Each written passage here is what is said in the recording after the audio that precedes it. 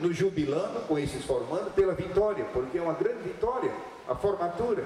Deus deu a eles vida, saúde, discernimento, determinação, e quem sabe se algum deles aqui ou algumas delas não quiseram desistir durante o curso. Eu estou confessando minhas fraquezas, e não vai dizer que você é diferente de mim. Quem sabe se algum deles em algum tempo não quis desistir por alguma razão, mas Deus os abençoou e foram em frente e agora estão vendo seus esforços coroados de êxito. Assim será os novos cursos, novas tarefas, novas missões que ele se prontificarem a fazer. Que Deus os abençoe, em nome de Jesus. Eu agradeço mais uma vez a Deus, a bênção de Paralimpar a turma, e agradeço à turma a escolha do meu nome. Que Deus os abençoe, em nome de Jesus. Em primeira mão, passaremos os certificados para alunos que ficaram dentro de uma classificação de 1º a 3º lugar. 3º lugar, Dorinel Carvalho de Oliveira, com um aproveitamento de 99,3. Convidamos a professora Isabel Veiga para fazer a entrega.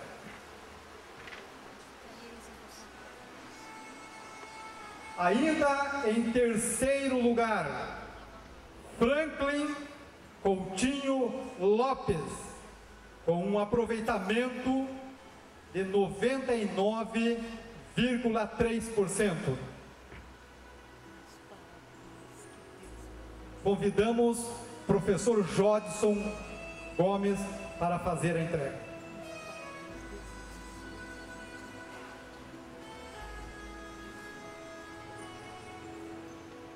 Segundo lugar, Elias Pereira Pardinho, com um aproveitamento de 99,5%. Convidamos pastor Manuel Marques para fazer a entrega.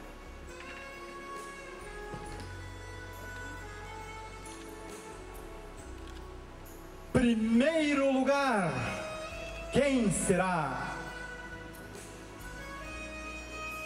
Tatiane Ágata Inácio da Silva, 100% de aproveitamento. Pastor Carlos Eduardo, fazendo a entrega. Ainda Francisco Molinas, também nesta classificação de 1º lugar, empatando com 100% de aproveitamento.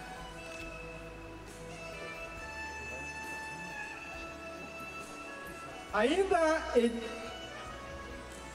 pastor Wagner, fazendo a entrega. Ainda Edilson Fernandes Araújo, também com 100% de aproveitamento, o nosso irmão Paraguai.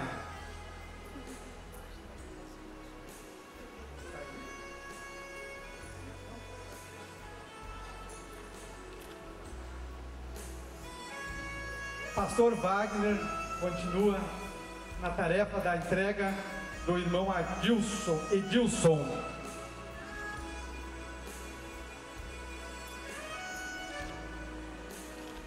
Ainda com 100% de aproveitamento na classificação de 1º lugar, Aparecido Arthur Gomes.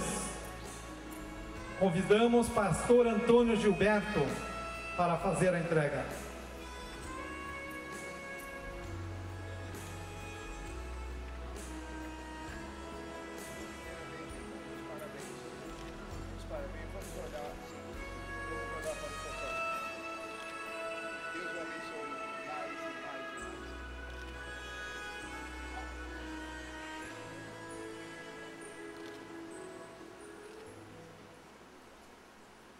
convidamos a professora Isabel Veiga para dirigir a Deus uma oração em favor do orador da formatura, que também representará neste ato o diretor da nossa EBO, pastor Wagner Gabi.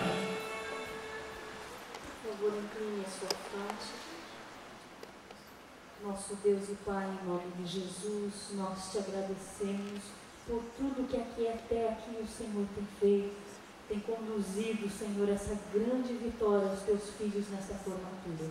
Entregamos mais uma vez o teu filho nas tuas mãos.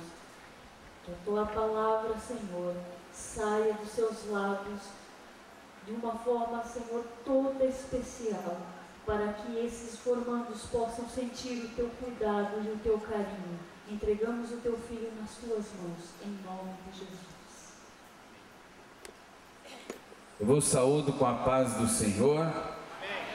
E é sempre uma alegria poder representar o nosso querido pastor José Pimentel de Carvalho, em que pese a responsabilidade que sentimos, mas nós louvamos a Deus pela sua confiança. Queremos cumprimentar a coordenação da IBO pela maneira tão especial, que a cada ano a gente observa isso, e tem conduzido esta escola que nasceu no coração do pastor Pimentel. Parabéns aos irmãos, aos auxiliares. Agradecemos também aos professores que não mediram esforços para preparar suas aulas, se dispor a vir a Curitiba, deixando outros compromissos, o conforto da casa, da família, e estar aqui se doando para repartir a palavra de Deus aos nossos alunos. Que o Senhor recompense cada um dos irmãos e que sintam-se alegres nesta formatura, e gostaria que dessem uma olhada para os seus discípulos ali que estarão se despedindo daqui a alguns minutos. Abra sua Bíblia, por gentileza, na Epístola de Paulo aos Efésios,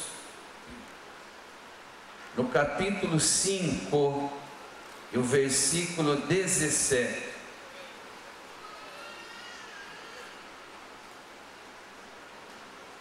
Efésios, capítulo 5, versículo 17. Esse texto chamou muita atenção, e por essa razão eu me dispus a transcrever literalmente as palavras nas diversas versões que achei mais importante. Na Almeida Revista e Corrigida, diga-se de passagem, é a versão oficial da Assembleia de Deus no Brasil, diz assim: pelo que não sejais insensatos, mas entendei qual seja a vontade do Senhor. Na Almeida Revista e Atualizada, na Bíblia Vida Nova e também na anotada por Scofield, diz assim: por esta razão não vos torneis insensatos, mas procurai compreender qual a vontade do Senhor. Também fui ver como estava escrito na Bíblia de Jerusalém, e ela diz o seguinte: não vos torneis insensatos, mas procurai conhecer a vontade do Senhor. Na linguagem de hoje está escrito assim: não hajam como pessoas sem juízo, mas procure entender o que o Senhor quer que vocês façam. Na Bíblia Pastoral Catequética das edições Ave Maria da Igreja Católica está escrito assim: não sejais imprudentes, mas procurai compreender qual seja a vontade do Senhor. E na Bíblia Viva, é uma paráfrase, está escrito: não procedam imprudentemente, mas procurem descobrir e fazer tudo o que o Senhor quer que vocês façam. Claro que já deu para notar uma palavra que merece destaque nesse texto bíblico. Inicialmente, a palavra insensato. E a curiosidade me fez buscar o significado desta palavra insensato. Me surpreendi pelo leque de sinônimos que essa palavra nos oferece. Insensato é uma pessoa sem mente, destituído de capacidade mental, que não tem senso, que se opõe à razão, contrário ao bom senso. Insensato ainda significa demente, imprudente, desequilibrado, sem juízo, tolo, imbecil, pessoa de mente entorpecida. E isso me preocupou desde a primeira vez que eu me debrucei sobre este versículo, e já de imediato comecei a fazer um exame de consciência para ver se eu não estava agindo dessa maneira. Porém, em contraste com a atitude de insensatez, o crente deve caracterizar-se por intermédio de um pleno conhecimento espiritual, com entendimento e sabedoria, de modo a saber definitivamente qual é a vontade de Deus na sua vida em particular. Eu sempre me lembro de uma expressão das pessoas que, depois de terem uma experiência com Cristo, às vezes ficam se perguntando: por que Deus enviou Jesus para me salvar? Esta pergunta já foi respondida no texto áureo da Bíblia, ou no Evangelho de São João em miniatura, capítulo 3, versículo 16. Então penso que seja dispensável perguntarmos por quê. A Bíblia diz que o grande amor de Deus foi responsável por isso. Porém, julgo mais prático, mais sensato, perguntarmos para que o Senhor nos salvou. E nesta oportunidade, eu gostaria de compartilhar com os formandos e com os demais alunos da EBO que aqui estão, e muitos deles devem perseverar, porque no ano que vem, se Deus permitir, vocês estarão aqui, portanto não devem desanimar. E fiquei imaginando qual o local mais adequado para ter o conhecimento de Deus na minha vida individualmente. Ou seja, qual seria o melhor endereço para me dirigir e buscar a presença de Deus de maneira que eu pudesse ouvi-lo claramente? nitidamente. E me veio à mente a Epístola aos Hebreus, no capítulo 4, Epístola aos Hebreus, capítulo 4, e o versículo 16, que diz o seguinte: cheguemos, pois, com confiança ao trono da graça, para que possamos alcançar misericórdia e achar graça, a fim de sermos ajudados em tempo oportuno. Me convenci de que o lugar mais adequado para eu saber, em caráter definitivo, o que Deus deseja revelar a mim, Wagner, pessoa individual, o trono da graça. E para chegarmos a esse trono da graça, nós temos que fazê-lo com confiança, sem titubear, sem medo, sem receio, com muita determinação. E pensava também, qual o segredo que fazia com que Jesus fosse tão bem sucedido no seu ministério terreno tão puro?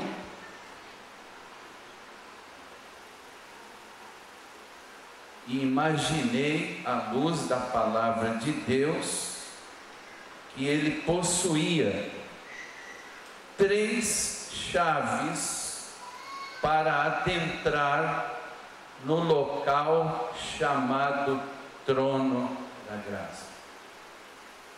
E todos nós sabemos que o local onde ficam guardadas as chaves de uma entidade, de uma repartição, de um prédio, chama-se claviculário.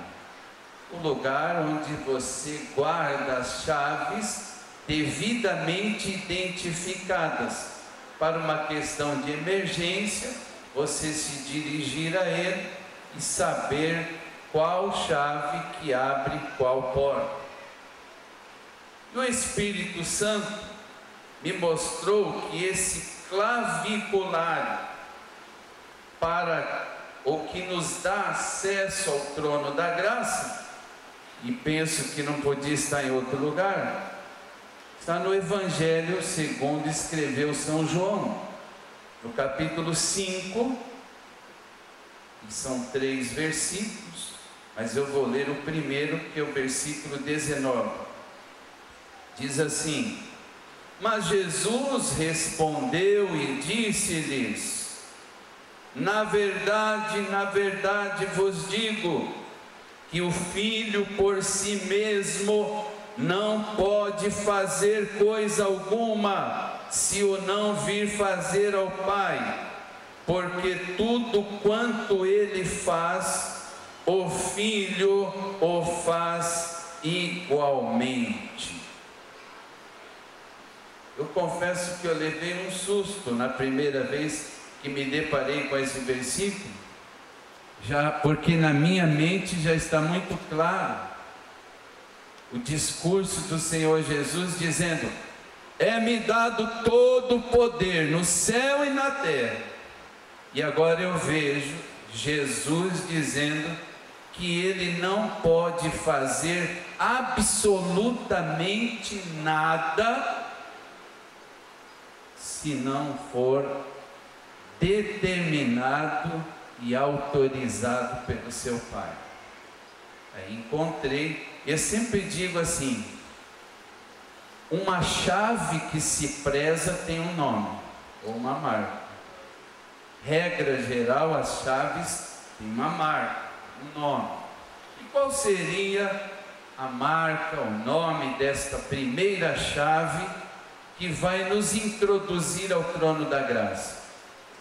Eu entendi que ela diz respeito à dependência do Senhor.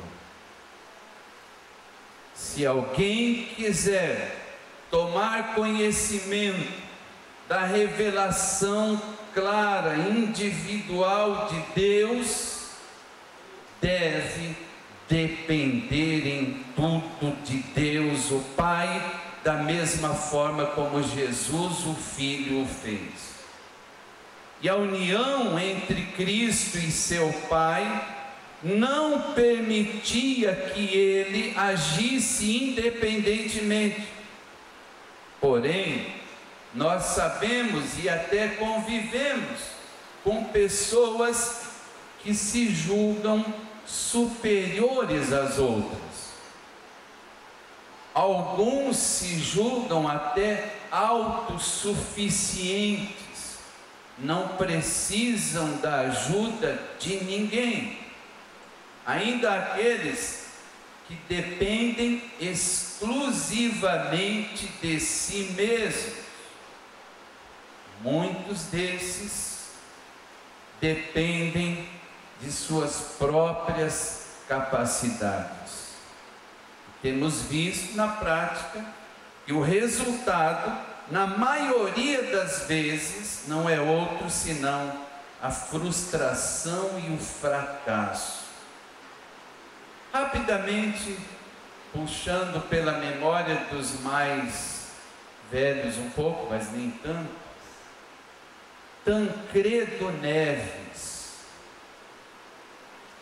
disse numa entrevista coletiva à imprensa nacional e internacional da seguinte forma: se eu tiver 70% dos votos do Congresso Nacional, não preciso nem que Deus me ajude, porque eu serei o presidente da República.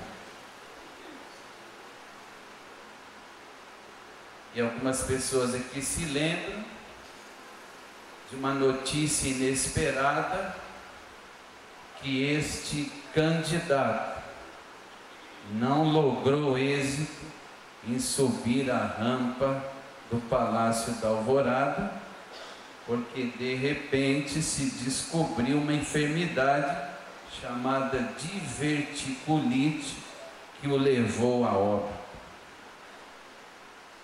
Vou precisar da ajuda dos professores de inglês aqui, viu, pastor? Popularmente, a gente ouviu falar, isso se transformou em livro e filme, Titanic, ou Titanic, isso? O seu engenheiro responsável, Thomas Andrews, responsável pelo projeto de construção daquele navio, na sua primeira viagem, e regra geral, o pastor Antônio Gilberto conhece muito bem, e até melhor do que qualquer um de nós, na Marinha, quando se inaugura um avião, no ritual eles quebram o casco ali do navio, uma garrafa de champanhe, e alguém faz uma declaração. E ele disse o seguinte: este navio que vocês estão vendo, que vai zarpar daqui a pouco, que eu é quem fiz, idealizei, nem Deus afunda. 23 horas e 40